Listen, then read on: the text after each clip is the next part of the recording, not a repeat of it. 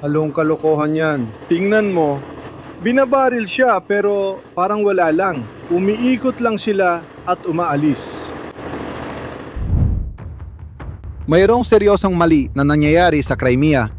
Noong ika-7 ng Agosto, isang droneng pandagat mula sa Ukraine ang pumasok sa pantalan ng Yalta. Ang Yalta ang pinakasikat na baybaying lungsod sa Crimea, ang peninsulang inagaw ng Russia mula sa Ukraine noong 2014.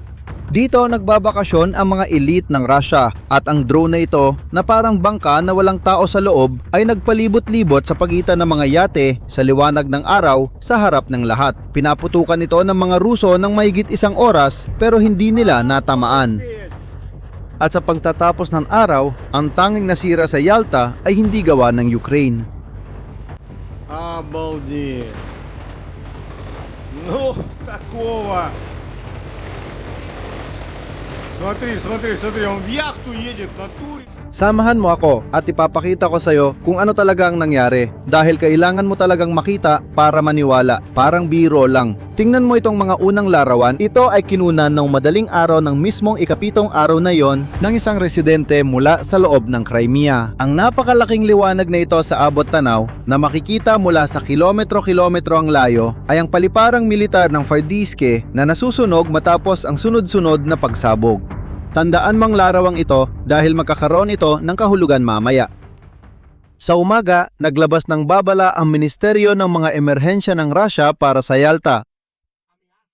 Banta ng mga droneng pandagat, mga bangkang walang sakay na kinokontrol mula sa malayo, kadalasan puno ng pampasabog. At ang utos sa mga tao ay lumayo sa daungan. Ngayon, tingnan mo itong detalye. Alas 11:20 ng umaga, isang residente ang kumuha ng litrato ng 6 na itim na sasakyan na may tinted na bintana na nakaparada sa harap ng isang restaurant sa tabing dagat na tinatawag na Hungry Bird. 2 ay may plakang militar, ang 4 pa walang plaka kahit isa. Ang nagpakalat nito ay si Crimean Wind, isang channel na kumukuha ng impormasyon mula sa mga lokal na impormanteng nagbabantay sa pananakop ng Russia. At ayon sa kanila, mga mataas na opisyal ng Russia ang magpupulong sa restaurant na yon sa araw na yon.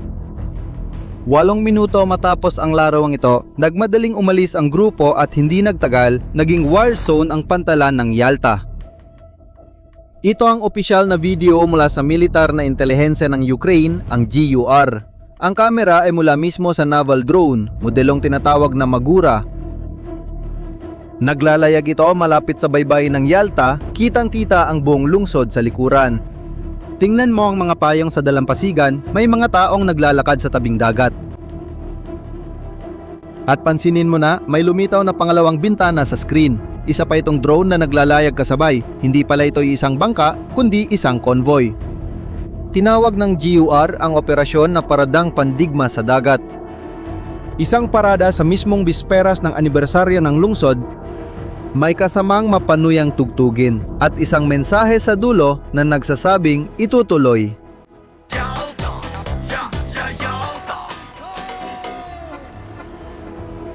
Pero ang pinakakapansin-pansing video ng araw ay hindi galing sa Ukraine. Galing ito mismo sa mga residente ng Yalta. Itong 2 Ruso ay nagvi-video mula sa kanilang balkonahe, nagkukwento ng live habang umiikot ang drone sa loob ng pantalan. Sabi nila, hindi pa kami nakakakita ng ganito. Binabaril siya pero hindi man lang siya natitinag. Umiikot lang at umalis. At saan siya papunta? Hindi natin alam kung saan siya pupunta. At ano ang pakay niya dito? Tapos isa sa kanila ang nagsabi ng isang linya na sumasalamin sa buong araw. Mayroong lakaran doon, puno ng tao at nagpapaputok sila.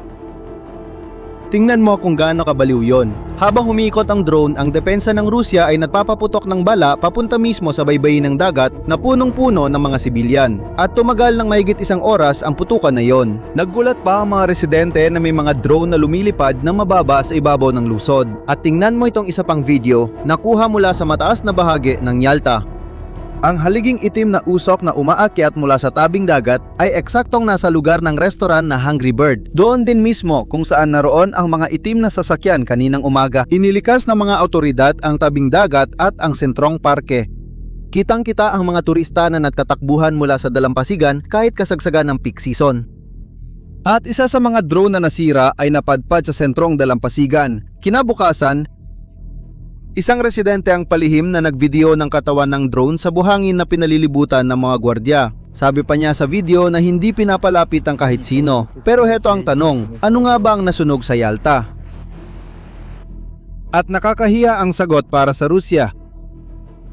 Pero bago ko sagutin yan, isang mabilis na pakiusap. Kung gusto mong sundan ang digmaang ito na may totoong pagsusuri at hindi lang mga headline, mag-subscribe ka na sa channel ngayon dahil ang kwentong ito ay may 3 layer pa. Kinabukasan pagkatapos ng pag-atake, naglabas ang Crimean Wind ng mga larawan ng inspeksyon sa pinsala. Tingnan mo to. Ang nasunog ay ang malaking billboard ng Hungry Bird kung saan nakaimbak ang mga upuang pahingahan ng establishmento. At ang tumama sa telon ay hindi ang Ukraine. Ang mismong depensang panghimpapawid ng Russia ang bumaril laban sa mga drone. Nakikita mo ba ang mga salaming bakod sa pasyalan na butas-butas dahil sa bala? Pareho lang, putok mula sa sariling depensa. Kaya maging tapat tayo sa resulta ngayong araw. Pumasok ang mga drone ng Ukraine, nagparada, nagvideo at umalis. At ang tanging pinsala sa lungsod ay ang Russia mismo ang nagpaputok sa sariling baybayin. Na yon, maaari mong itanong, pero ibig sabihin, pang-aasar lang ba yon? At ang sagot ay hindi. Dito na nagiging seryoso ang usapan. Dahil ang Magura ay hindi na simpleng bangkang may bomba. Ang Magura ay nagsimula bilang isang kamikaze, isang kaskong fiberglass, mababa, mahirap makita sa radar, ginawa para sumalpok sa barko. Ito ang ginamit ng Ukraine, isang bansang halos walang sariling hukbong dagat para alisin sa laban ang halos isang katlo ng Russian fleet sa Black Sea ayon sa mga pagtataya ng mga bansa sa kanluran.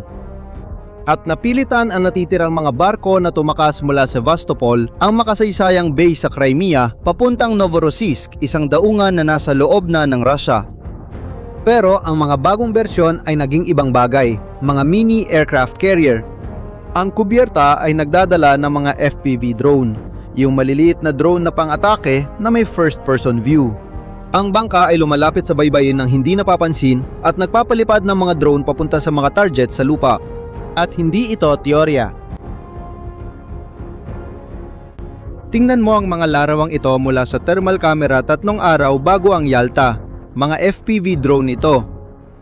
Pinalipad mula sa Maguras na umaatake sa 2 unit ng depensa sa himpapawid ng Russia sa Crimea. Ang una ay ang track ng kontrol ng radar na Podyot na sadyang ginawa para mag-detect ng mga bagay na mababa ang lipad gaya ng drone.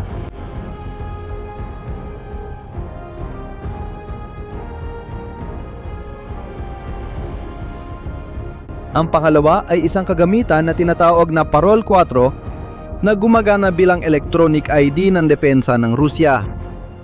Ito ang nagtatanong sa bawat sasakyang panhimpapawid sa himpapawid kung ito ay kaibigan o kalaban. Ibig sabihin binulag ng Ukraine ang radar at sinira ang sistema ng pagkakakilanlan. At sa parehong linggo, nagkaroon ng isa pang halos kaparehong pag-atake. Dito, isang Pantsir S-1 ang nawasak. Ang sistemang panlaban sa himpapawid na nagpoprotekta sa mas malalaking baterya. May pangalan ang unit na nasa likod nito, Grupo 13. Ang elite na eskwadron ng militar na intelihensya ng Ukraine. At ang kanilang karanasan, parang katang-isip. Ayon mismo sa intelihensya, may 17 na high-value targets na inatake kamakailan lang, 15 ang nawasak. Sa listahan ay may 8 na helicopter at pati Su-30 na fighter jet na pinabagsak gamit ang mga naval drone. Bangkang walang tripulante ang napapabagsak ng fighter jet. At ang Yalta ay hindi pa nga ang pangunahing kaganapan nung linggong iyon.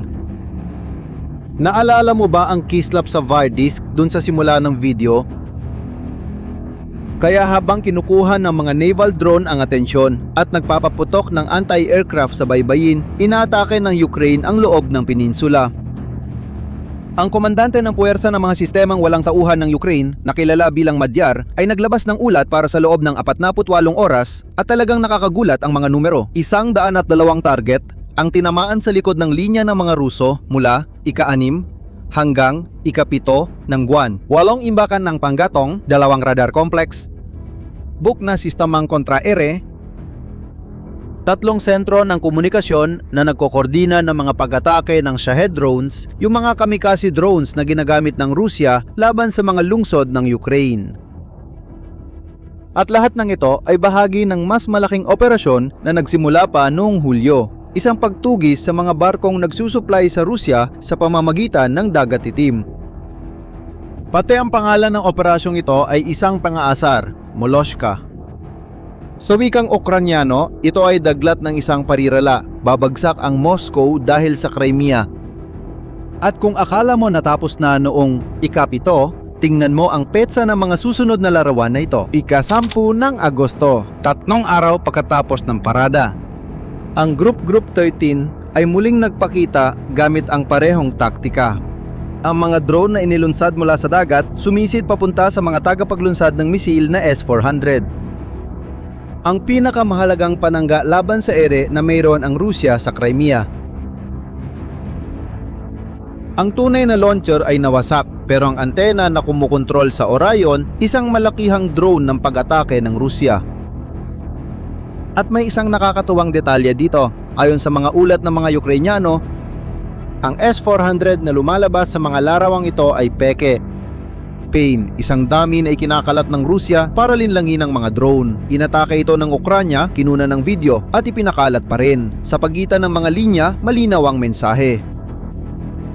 Alam namin kung alin sa mga missile ninyo ang peke. Siyempre, ibang bersyon ng gobyernong Ruso tungkol dito. Para sa kanila, lahat ng ito ay isang palabas lang. Oleg Kryutkov, tagapapayaw ng gobyerno ng okupasyon sa Crimea, nagbigay ng opisyal na pahayag na walang barkong pandigma ang lumubog, wala ring bodega ng bala ang sumabog. Isa lang itong maliit na sunog sa baybayin at isang drone na nasira at sumadsad nang hindi sumabog. Sa pananaw ng Russia, isa lang itong gimmick ng Ukraine para sirain ang panahon ng turismo at ipakita sa mga kanluraning taga-suporta na may ginagawa sila.